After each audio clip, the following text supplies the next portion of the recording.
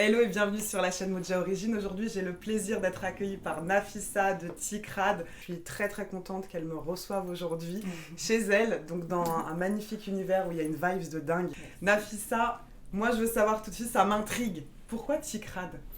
Alors, Ticrad, j'ai choisi ce nom parce que Ticrad veut dire tatouage, donc en amazigh.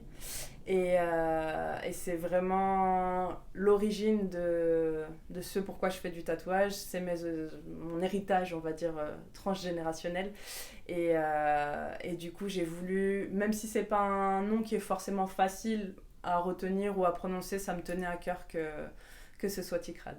Bah, je pense que c'est beaucoup plus authentique quand ça vient du cœur que C'est quand ça. c'est marketing et que ça colle bien à tout. Du coup, Amazien, c'est ça? Amazigh. Ça vient d'où? C'est quel peuple? Donc en fait, c'est les Berbères. C'est le nom, Tifinagh. Tifinagh, c'est l'alphabet amazigh. Ok, Donc c'est un langage qui est encore parlé en Kabylie. ok. Et donc ça représente vraiment le peuple berbère. Non mais je crois que je vais prendre des notes parce que c'est trop intéressant. Et du coup, j'ai envie d'en savoir plus et j'ai envie du coup de partager avec les personnes qui nous regarderont. Nafissa, qui es-tu? Alors, qui je suis? Alors, de base, je pratique le tatouage, donc avec la technique du Npok. Donc, c'est-à-dire, c'est inspiré de la manière ancestrale de tatouer. Donc, on tatoue vraiment point par point. C'est quelque chose qui est très doux, qui Ok. est un peu plus long, mais qui cicatrise du coup beaucoup plus vite et qui est inspiré donc voilà des manières ancestrales de certains peuples. En particulier du peuple berbère qui sont mes origines. Donc d'où m'est venue l'idée de me mettre à tatouer, c'est qu'en fait mon arrière-grand-mère avait un tatouage sur le visage, donc je ne l'ai pas connu mais j'ai pu voir ça sur les photos. Et donc j'ai essayé de chercher dans l'histoire, essayer de sonder un peu au niveau de la famille pour savoir pourquoi, comment, La etc. signification du coup que ça voulait dire. Voilà, Ok. c'est ça. Et puis toute la démarche qu'il y avait derrière. J'ai pas eu forcément beaucoup de réponses du côté famille, donc j'ai voulu aller chercher dans les livres. Donc il y a par exemple cet ouvrage qui parle des femmes, donc de tout l'héritage en fait qu'elles pouvaient transmettre par la parole, parce qu'à l'époque il n'y avait pas forcément de livres. Et donc c'est deux femmes qui ont voyagé donc, dans les pays du Maghreb afin de chercher des réponses justement à ce niveau-là. Donc tu es en train de dire que du coup, la quête que tu avais, toi, c'était vraiment de comprendre pourquoi ton arrière-grand-mère, ta grand-mère, On a... ton arrière-grand-mère avait ce type de motif Mhm, sur son visage qui était permanent. c'est ça, Qu'est-ce que ça voulait signifier à cette époque, c'est ça. dans sa culture aussi peut-être. Et du coup, donc tu as réussi à trouver un livre qui justement documente un peu plus les significations des tatouages. Et du coup, aujourd'hui, est-ce que tu as une réponse? Alors j'ai des réponses, il y en a plusieurs. Donc ce tatouage-là pouvait avoir un but d'ornement. Par exemple Ok. pour les femmes qui ne pouvaient pas forcément s'offrir des bijoux. Et dans ces populations-là, tout ce qui était bijoux était important. Hmm. Donc de pouvoir s'embellir. C'est des symboles qu'on retrouve aussi sur les poteries, donc surtout l'artisanat, donc les poteries, les tapis que ces femmes-là tissaient à la main à l'époque. Et donc chaque symbole a vraiment sa signification. On peut vous trouver chez certaines femmes, par exemple une femme qui est veuve et qui du coup a perdu son mari, un symbole de triangle qui va représenter la barbe de son mari qui est décédé. Ok, ok. Et donc il y a aussi toute cette histoire qui pouvait être sur elle.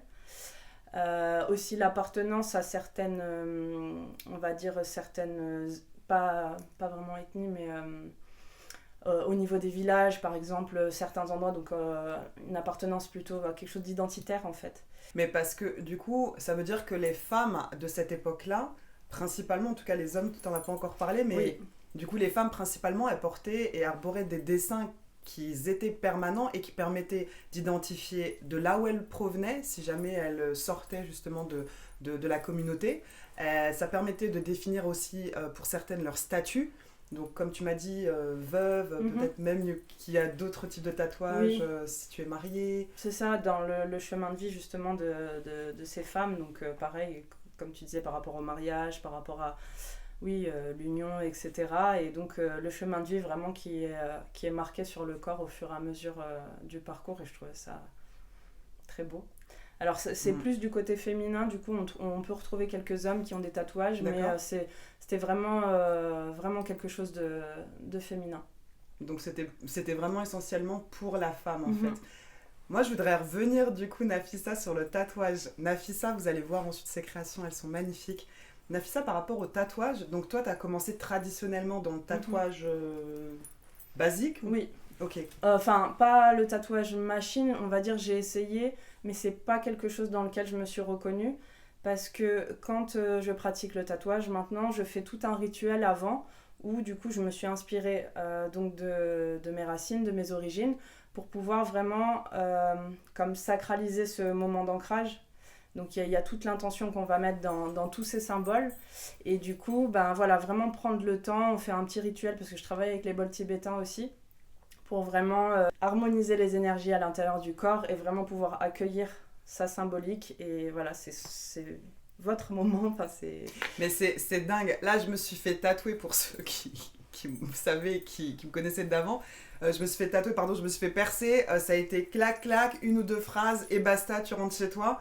Là, tu es vraiment en train de dire qu'à travers un symbole, de la compréhension du coup de tes clients sur ce symbole-là, même l'explication que tu peux en faire, au moment de l'apposer sur sa peau, du coup, il y a vraiment un rituel qui permet du coup de ne pas être juste un dessin sur une peau, de ne pas être juste un tatouage en fait, mais d'avoir, comme tu dis, cette énergie qui est solidifiée, qui est harmonisée. Et je trouve que c'est magnifique. Franchement, je ne connaissais pas du tout. Dites-nous du coup en commentaire si c'est quelque chose que vous aviez déjà entendu. Mais moi, je trouve ça vraiment beau, notamment lorsqu'on tatoue son corps avec des symboles qui sont forts, de pouvoir derrière avoir c'est même pas, j'allais dire cette magie, mais cet univers en fait autour d'éléments qui nous permettent en fait de se recentrer, de se reconnecter. Donc ouais, j'aime beaucoup. Je prends vraiment en considération l'humain. L'humain pour moi est très important, et du coup j'ai besoin vraiment qu'on prenne le temps, qu'on fasse les choses ensemble. Souvent on me donne des mots sur lesquels travailler. Et du coup dans mes livres, donc j'ai de nombreux livres sur la symbolique en général, parce que j'aime travailler avec la symbolique en général. Donc je vais aller chercher des symboles en fonction de ce qu'on m'a dit, et ensuite créer comme une amulette, où du coup il y a tout ça qui est centralisé dedans.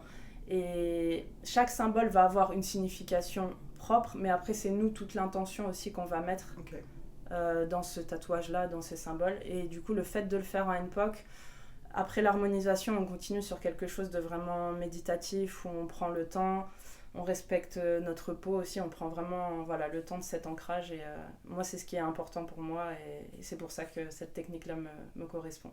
Mais c'est génial. Moi, j'avais jamais entendu parler. Je suis tatouée aussi, mais j'avais jamais entendu parler de ça.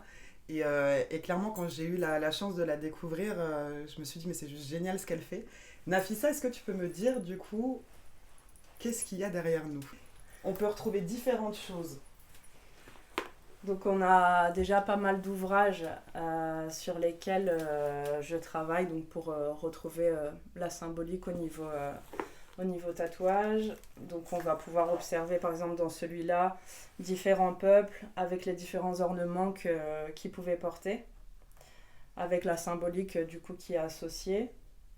Enfin voilà, c'est vraiment, vraiment très riche. Ce qui est fou, c'est que ça raconte vraiment une histoire, mais enfin c'est vraiment un héritage. C'est ça, au niveau identitaire, c'est vraiment un héritage en fait. Et puis c'est des choses qui se perdent avec le temps, parce que c'est des choses qui étaient transmises par la voix en fait, et qui n'étaient pas dans des livres. Et du coup, comme ces peuples et ces transmissions sont en train de se perdre petit à petit, si elles ne sont pas dans les livres ou elles ne sont pas transmises, et ben, on n'aura plus de traces de ça. Et je trouve ça assez triste qu'on perde Bien sûr. tous nos héritages, quels que soient les peuples. Donc voilà. Et on peut observer aussi dans ces livres les différentes techniques ancestrales de tatouage. Donc par exemple pour les femmes berbères, elles utilisaient une épine de cactus et aussi une brindille de lavande qui était taillée pour être plus fine. Et donc le dessin était fait comme ça, à l'épine de cactus. Avec une épine de cactus. Oui. Waouh, Et ok. chez d'autres peuples, ça pouvait être des os qui étaient taillés aussi de manière très fine. Et ensuite, des pigments naturels, donc par exemple comme de la suie. Chez les Berbères aussi de l'indigo, ce qui donnait cette teinte un peu bleutée au tatouage, donc qui était frotté sur le dessin qui avait été piqué avec différents... Pour donner cette couleur, voilà, c'est pour, ça? pour Ok. en fait imprégner du pigment et que du coup ça reste permanent. Et en termes de couche de la peau, du coup, le tatouage, je crois que ça pique derme, épiderme, ça pique tout en bas. Est-ce que là, par rapport à ce type de tatouage, on pique un peu moins haut? Est-ce qu'il y a un Hum, changement Non, pas forcément. Après, c'est vrai que comme c'est des techniques qui sont vraiment ancestrales, c'est des choses qu'on a pu observer ou directement sur des personnes maintenant qui sont âgées, parce que le tatouage chez les femmes berbères, ça s'est arrêté dans les années 40. Est-ce que tu sais pourquoi? Oui, oui, c'est par rapport à la religion. Ok, Donc je vais pas trop rentrer dans les détails, parce que voilà, ok. chacun ses croyances, etc. Mais du coup, ça a été considéré après comme péché, le fait de mutiler la peau. Mais voilà, c'est quand même un héritage qu'on a, qui est Ouais. là, qui est Qui fort se et transmettait qui... Ouais, aussi à une complètement. certaine époque. Et bah, le fait qu'il n'y ait plus ces personnes-là pour pouvoir conter C'est l'histoire, ça. bah, du coup... Et c'est vraiment des femmes qui sont en train de partir là. Il y en a qui ont voilà, 80, 90 ans et quand elles seront plus là, ben, on Mais n'aura tu que... sais que j'ai vu sur les réseaux sociaux des femmes, je sais plus de quel pays, peut-être un petit peu vers le Pérou, quelque chose comme ça, une femme qui avait fait plusieurs tatouages, justement, c'est au-delà de la culture, comme elle le dit Nafissa, c'est vraiment un héritage, donc ça va au-delà de la culture, et je Mhm. vois qu'il y en a certaines qui font ça, d'autres qui font d'autres types de tatouages.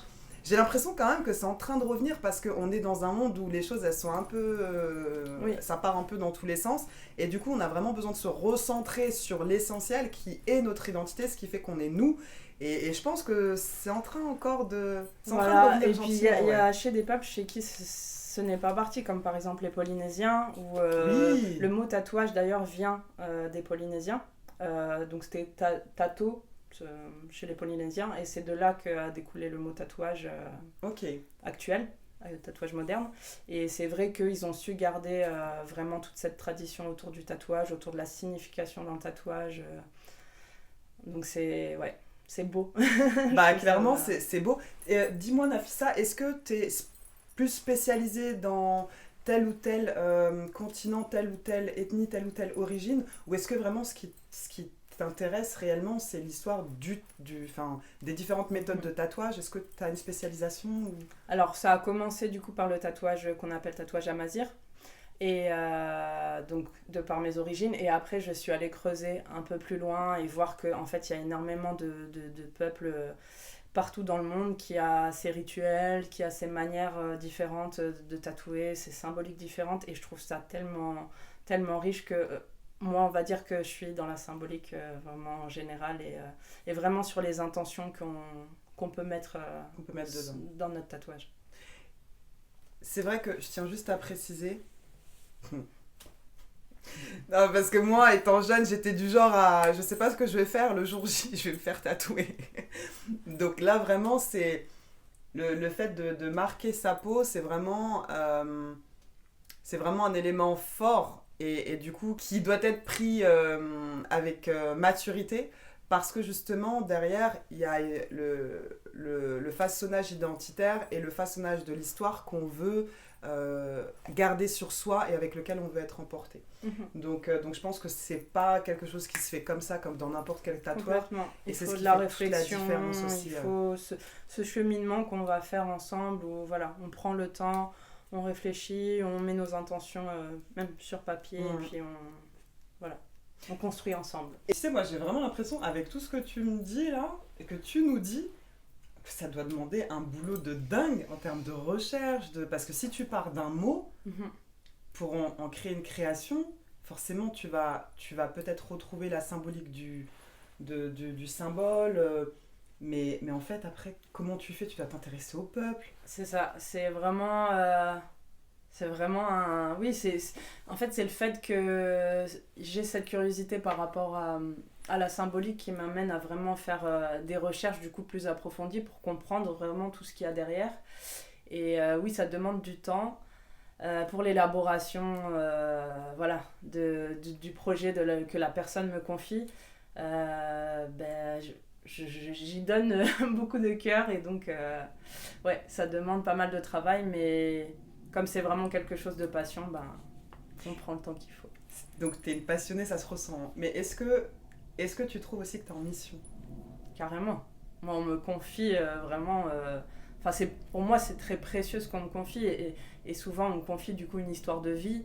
Un moment peut-être voilà, marquant dans la vie des personnes. Et il peut y avoir beaucoup de tristesse là-dedans, aussi beaucoup de joie.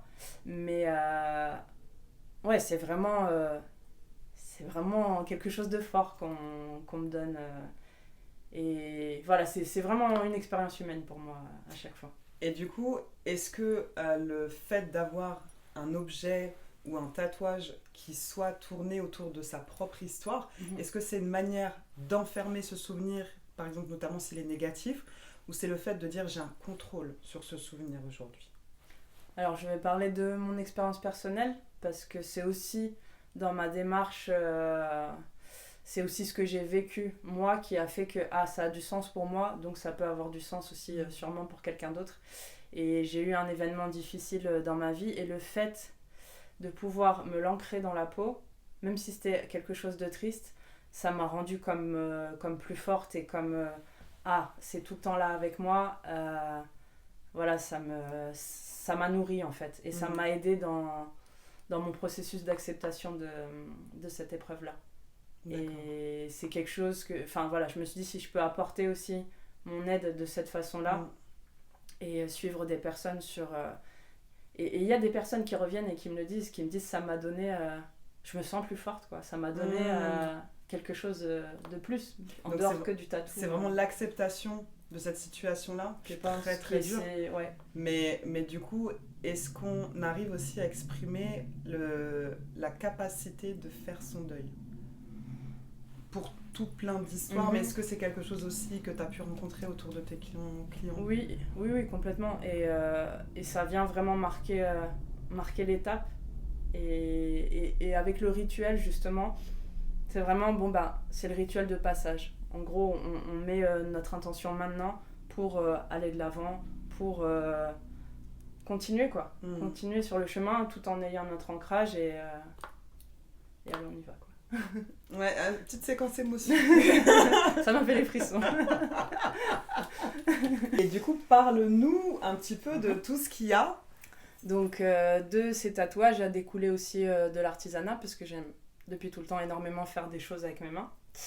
Ça, j'en doutais pas. De toute façon, dès que t'es dans le manuel, tu n'en sors pas.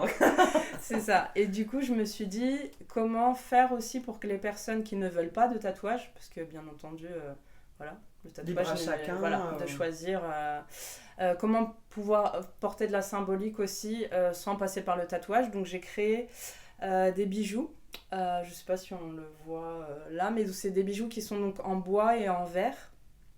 J'ai choisi le verre déjà parce que c'est une matière naturelle et que ça reflète énormément la lumière. Et donc c'est des bijoux qui sont en bois, en verre et qui ont un fond qui est peint à l'aquarelle ou à la peinture naturelle comme du café, de la chicorée. Ce qui rend chaque collier unique, c'est que du coup on va avoir des nuances de couleurs. Enfin voilà, c'est vraiment... on peut pas avoir exactement le même. Voilà, c'est ça. Parce que le fait que ce soit aquarelle, peinture naturelle, on peut me donner des nuances de couleurs, mais ça va jamais être la même chose. Donc chaque bijou sera unique. Et donc avoir de la symbolique que je dessine à l'intérieur. Voilà, là par exemple c'est de la symbolique Adinkra. Donc, c'est le peuple Anka, ça. Une ethnie africaine. De Côte d'Ivoire, Bénin. Voilà, Ghana aussi.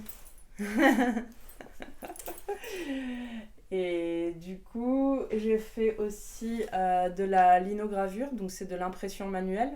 Je viens créer un motif dans une plaque de lino, donc qui est assez molle, et je fais ressortir le dessin, et en fait après j'imprime manuellement. Donc des cartes de vœux, des cartes qui peuvent être encadrées, qui peuvent être faites sur tissu aussi. Donc voilà, c'est... Est-ce que je peux en prendre une? Oui, oui, complètement.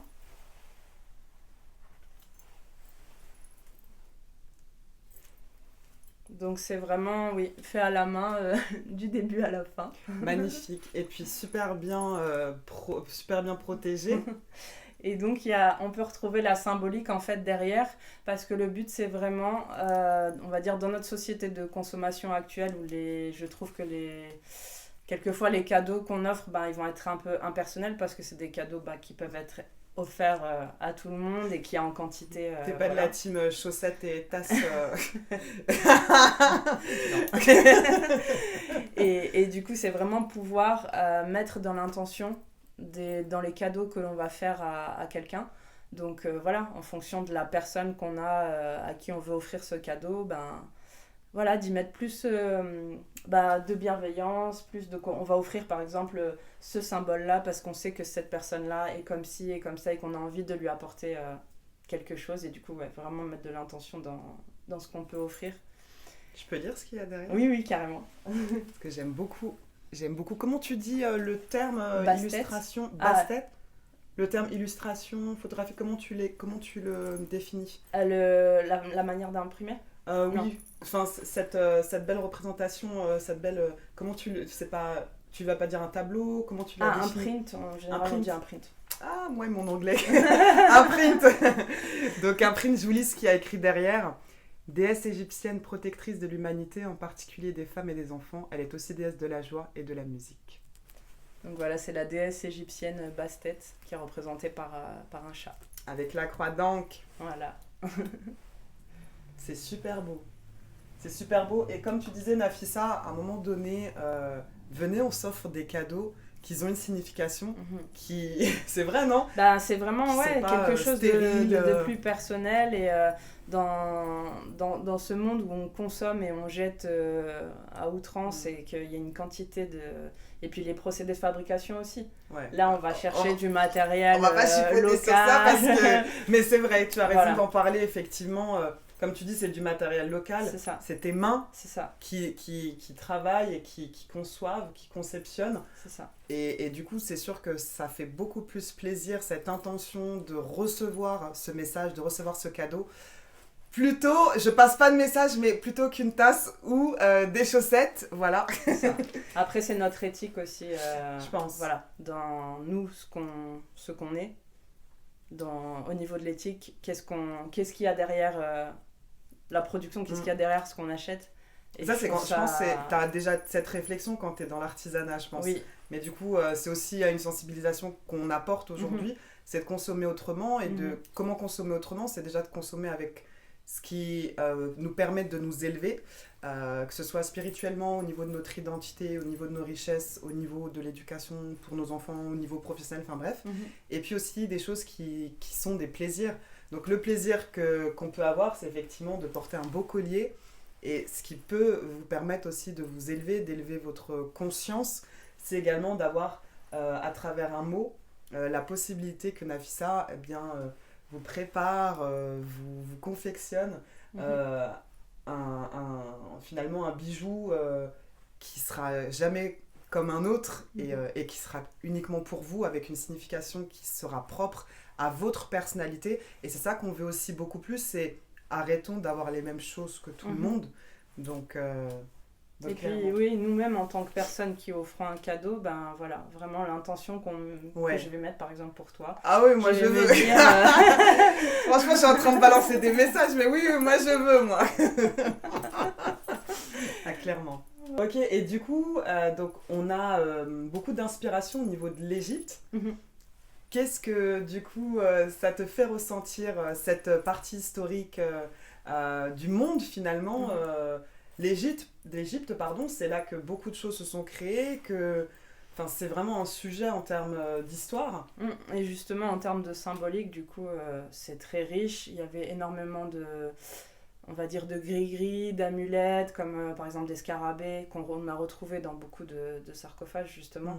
Les symboles qu'on pouvait retrouver aussi sur les papyrus. Il y a vraiment un héritage au niveau symbole du côté Égypte qui est vraiment vraiment très riche et un artisanat aussi qui est fou. Et puis qui se perpétue aussi, parce que les vrais papyrus d'il y a des siècles sont encore réalisés de la même façon aujourd'hui. Les symboles ont toujours la même signification. Aujourd'hui, c'est un métier de décrypter les hiéroglyphes, de décrypter les symboles, de décrypter le concept, l'histoire. Donc clairement, de pouvoir avoir une représentation qui s'approprie à notre monde moderne aujourd'hui, un peu trop moderne pour moi. Mais du coup, je trouve que c'est vraiment beau et on a tous une raison en fait d'être proche des anciennes civilisations égyptiennes, de par l'immensité qu'elles ont pu faire en termes architectural, de par leur mode de vie. Enfin, clairement, là je vous montrerai pas, mais il y a beaucoup de signes qui vous font ressentir bien et qui vous plongent aussi dans l'Égypte antique. Donc, et du coup, cette femme... Alors, Kali, c'est une déesse indienne. Kali, c'est un symbole très fort parce que, du coup, j'ai la signification donc derrière. Kali, c'est la déesse du temps, de la délivrance.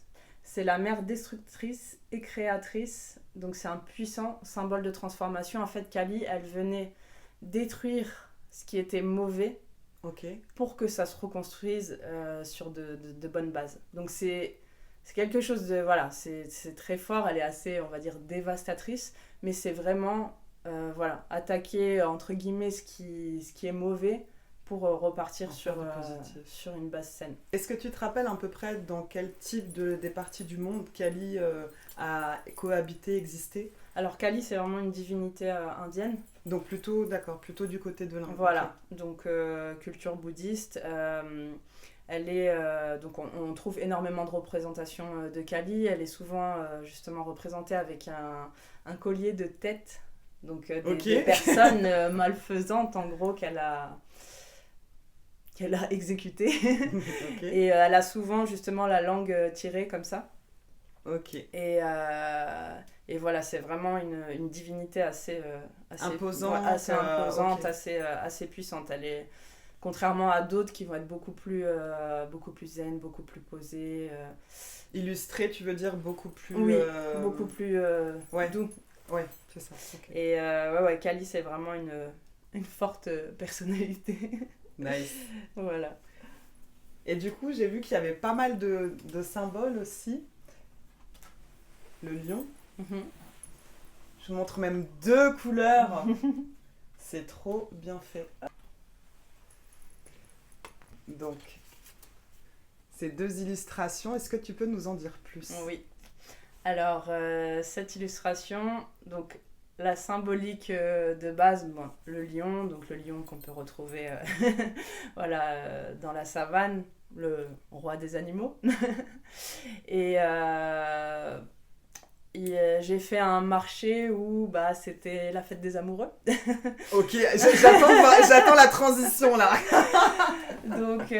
donc voilà, j'ai voulu représenter l'amour. Donc c'est parti d'une illustration, d'une impression que j'ai fait pour mon chéri, parce que mon chéri est lion de signe. Et que pour moi c'est vraiment le roi de mon cœur. Donc je lui ai demandé si c'était possible que je partage cette symbolique forte autour du lion et autour de l'amour du coup. Donc c'est une ode finalement à ton chéri, mais qui se transmet, mais qui je me dis toute personne, c'est ça, qui a trouvé le roi de son cœur et qui a mis la flamme à l'intérieur. Ah, c'est trop chou. Mettez un j'aime ça parce que c'est trop. Et puis là, je vois aussi, du coup, tu fais... Qu'est-ce que c'est, ça ? C'est magnifique. Merci. Alors, c'est que j'essaye de diversifier un peu mon stand. Et donc, j'essaye de travailler avec d'autres matières, comme là, de l'argile, que j'ai peint, sur laquelle, du coup, j'ai dessiné des symboles. Et c'est des petites suspensions murales, donc pour changer du cadre classique. Bah ouais. Donc, mais c'est super. Et du coup, c'est toi qui as tout fait là. Oui. Vraiment lourd. Du début à la fin. Lourd, magnifique. Et donc ça, c'est de l'argile. Oui. Et tu viens poser ensuite une peinture pour tissu, pour porcelaine. Oui, peinture acrylique, de l'acrylique. Classique. Et puis du coup, venir dessiner de la symbolique. Je rajoute des petites perles en verre, en bois. Voilà, j'essaye de toujours être dans des matières plus ou moins naturelles, parce que c'est vraiment ce qui me caractérise aussi en tant que personne, parce que j'aime énormément la nature. J'y passe la majeure partie de mon temps quand je ne travaille pas, et c'est vraiment quelque chose qui me nourrit profondément. Le rapport à la terre, le rapport enfin, voilà, qu'on a avec... Pour la petite histoire, on devait réaliser cette interview dehors, mais le soleil était vraiment capricieux. Donc, mais du coup, je suis contente de découvrir ton univers. Merci. Parce qu'on s'y sent bien, il y a des bonnes ondes aussi. Donc, moi, j'ai une question. Est-ce que tu te rappelles les premières fois où tu as commencé un peu à voir que tu savais faire des choses de tes mains?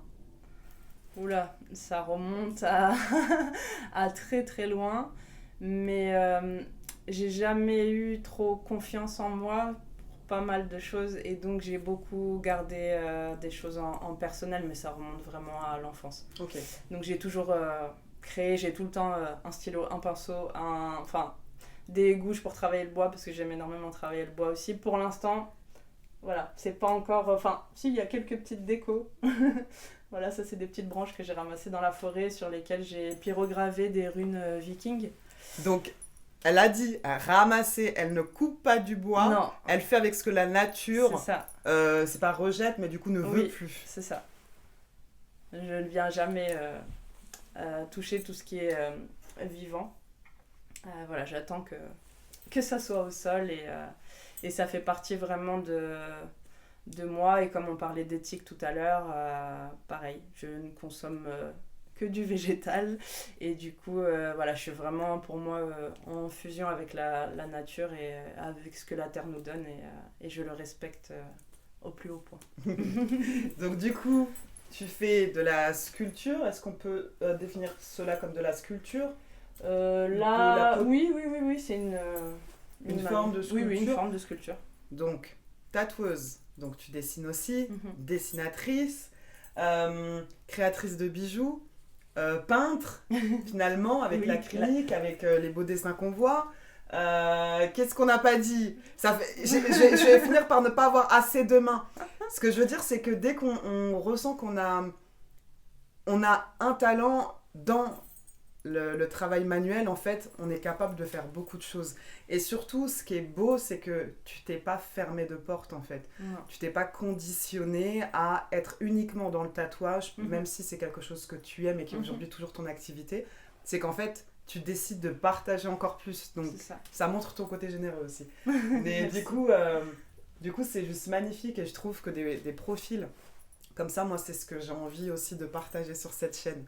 Donc, des profils comme le tien, super, j'adore, j'adore. Est-ce que tu veux nous dire un petit mot, où c'est qu'on peut te découvrir, qu'est-ce que tu as comme projet à venir? Il y en a. Sors-nous les dossiers, qu'on puisse venir te voir. Alors moi, je suis principalement donc basée en Haute-Savoie, au niveau de la frontière suisse. J'ai aussi un pied-à-terre dans le sud-ouest, donc pas loin en dessous de Toulouse. Ok. Donc j'alterne un peu entre les deux, mais je suis principalement ici. Je suis quelqu'un de nomade dans l'âme, donc je suis quelqu'un qui aime beaucoup bouger.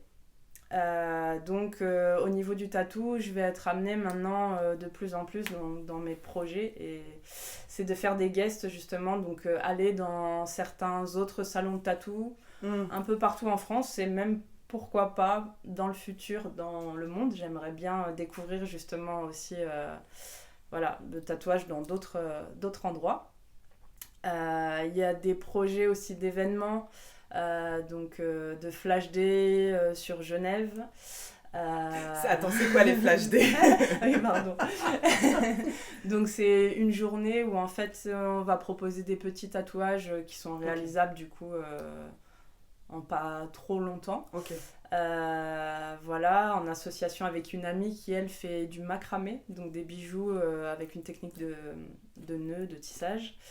Voilà, et puis il y a un prochain événement bien-être qui n'est pas encore en place, mais qui arrivera d'ici peu, où ça sera vraiment une journée bien-être, détente, lâcher prise, qui se passera sûrement dans une yourte en Haute-Savoie. Et Il y en a pas loin, il me semble. il y en a une à Prézy qui est vers, Où il y en a vers plusieurs. Flégère, oui. Ouais. Enfin, il y a d'autres habitats Ah, ça alternatifs. peut être sympa, ouais. Et du coup, le but, ça serait là-bas. Donc ça serait un événement où voilà, vraiment on prend le temps. Il y aurait un peu une partie de danse intuitive où vraiment on va venir reprendre possession de son corps, lâcher les tensions qu'il y a à l'intérieur. Et ensuite, donc ça sera un voyage sonore, mais avec une méditation guidée avant où on parlera d'une balade dans la forêt. Ok. Pour finir avec le partage d'une boisson, sûrement du cacao. Quelque chose de naturel. Voilà, comme on dit, Ça, on a qu'on m'a ramené compris, du Costa Nafissa, Rica. naturel, c'est associé. C'est ça. donc voilà, ça c'est dans les projets futurs. Bah ça fait pas mal, Oui. beaucoup, franchement moi je me réjouis et c'est juste génial parce que ça va permettre aussi que plusieurs personnes puissent voir tout ce que tu fais et c'est top, c'est des beaux projets. Merci. Donc franchement cool, Merci, super merci. cool. Du coup Nafissa, on arrive à la fin de cette petite interview, ce petit moment où j'ai envie de faire entendre la voix d'afrodescendants qui sont artisans, qui le sachent ou qui le sachent pas, parce que tout à l'heure tu m'as parlé de tatouage, Oui. mais tu m'as parlé ensuite d'artisanat, Mhm. alors que finalement pour moi c'est la définition de l'artisan, c'est vraiment celui qui façonne de ses mains, C'est ça. qui crée quelque chose du début à la fin. Donc même s'il y en a qui savent pas trop qui le sont, c'est vraiment de faire entendre des belles personnes, des beaux profils comme Nafissa. Donc j'espère que cette petite vidéo vous a plu. Je mettrai du coup où retrouver Nafissa. Vous pouvez la suivre, elle est top. Franchement, elle fait des belles choses. Et puis surtout, ça va vous permettre de rester au courant de ces prochains événements si vous êtes dans les parages. Nafissa, un petit mot pour la suite? Et ben, écoutez, si vous voulez découvrir mon travail, principalement sur Instagram où je suis assez active et qu'il y a des vidéos donc, de ce que je fais, des photos, et puis il ne faut pas hésiter à me poser des questions. Soyez pas timide. Super ouvert. On se dit à bientôt pour une prochaine interview d'une ou d'un artisan. Ciao, ciao!